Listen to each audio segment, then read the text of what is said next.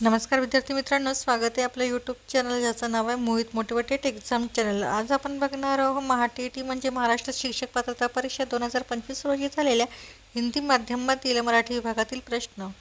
चला तर मग सुरुवात करूया व्हिडिओला। सुरुवातीला आहे पुढील उत्तर वाचून प्रश्न क्रमांक 55 ते 57 सोडवा। उत्तर आहे, दुःखे येतात ती आपली कसोटी पाहण्यासाठीच येतात, त्यावेळी न डगमगणे हाच खरा पुरुषार्थ। भट्टीतून तावून सलाखून निघाल्याखेरीज सोन्याला तेज चढत नाही किंवा टाकीचे घाव सोसल्याखेरीज सगळ्याला देव पण येत नाही, हे आपल्याला माहीतच नाही काय? पैलू पडल्याशिवाय हिऱ्याला सुद्धा किंमत येत नाही। आपणावर कोसळणारे दुःख ही अशीच आपल्या व्यक्तिमत्वाला पैलू पाडण्यासाठी निर्माण झाली आहेत, असे आपण का समजू नयेत? शिवाय असे पहा, जगात दुःखे आहेत म्हणून सुखाची किंमत आपणास कळते ना? जगात अंधारी रात्र आहे म्हणून चंद्राला महत्त्व, त्याचप्रमाणे दुःख आहे म्हणून जगात सुखाचे महत्त्व आहे असे तुम्हाला नाही वाटत? नुसते गोड जेवण जेवल्याचा तुम्ही कधी प्रयत्न केला आहे का? नुसता गोडाने तोंडाला कशी मिठी बसते हे तुम्हाला माहीत आहेच।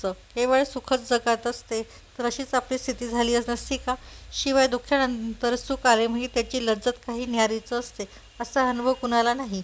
परीक्षेसाठी मरमर कष्ट केल्यानंतरचा निकाल आनंदाची खरी गोडी आपणास कळते। असे जर आहे तर वर्तमान काळाच्या दुःखाबद्दल आपण कुरकुर का करावी आणि दुःख पर्वता एवढे असे का मानावे? तर हा होता उतारा। आता त्या उतारावरील प्रश्न बघूया। प्रश्न क्रमांक 55, दुःखाविषयी सांगताना पुढीलपैकी कोणते उदाहरण उतारात आलेले नाही? पर्याय आहे, गोड जेवण, अंधारी रात्र, रडणारी व्यक्ती, परीक्षेच्या वेळेचे कष्ट। तर याचे योग्य उत्तर आहे पर्याय क्रमांक 3, रडणारी व्यक्ती। प्रश्न क्रमांक 56, दुःखे कशासाठी येतात? पर्याय आहे, कसोटी पाहण्यासाठी, व्यक्तिमत्व घडवू नये यासाठी, सुखाची किंमत कळू नये यासाठी, आपण आनंदी व्हावे यासाठी। तर याचे योग्य उत्तर आहे पर्याय क्रमांक 1, कसोटी पाहण्यासाठी। त्यानंतर आहे प्रश्न क्रमांक 57, उत्तरातून लेखकाचा कसा दृष्टिकोन प्रतीत होतो? पर्याय आहे, सकारात्मक, नकारात्मक, उदासीन, उत्साही। तर याचे योग्य उत्तर आहे पर्याय क्रमांक 1, सकारात्मक।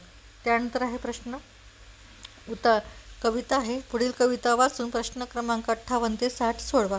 कविता आहे, साऱ्याच काळांना जन्मसिद्ध हक्क आहे फुलण्याचा, मातीमधल्या वतन वारसा आकाशात कोरण्याचा।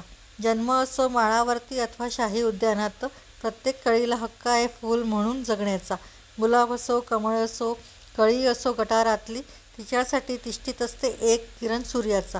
प्रत्येक कळी जागत असतो निर्धार फूल होण्याचा, दिमाखानं दिसण्याचा आणि सुगंधाने असल्याचा। या कवितेवर आधारित प्रश्न बघणार।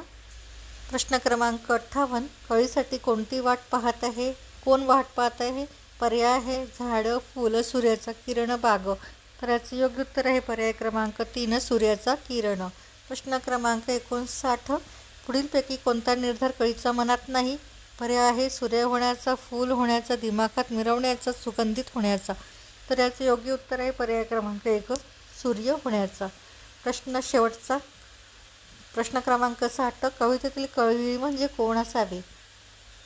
पर्याय आहे, फुलाची कळी, बागेत फुलणारी कळी, झाडावर उमलणारी कळी, जन्माला येणारी मुलगी। तर याचे योग्य उत्तर आहे पर्याय क्रमांक 4, जन्माला येणारी मुलगी।